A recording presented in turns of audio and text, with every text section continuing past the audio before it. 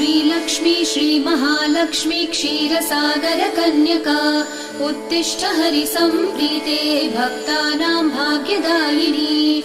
श्रीलक्ष्मी श्रीमहालक्ष्मी क्षीरसागरकन्यका उत्तिष्ठ हरिसम्प्रीते भक्तानां भाग्यदायिनी। उत्तिष्ठोत्तिष्ठ श्रीलक्ष्मी विष्णुवक्षस्थलालये उत्तिष्ठ करुणापूर्णे लोकानां शुभदायिनी।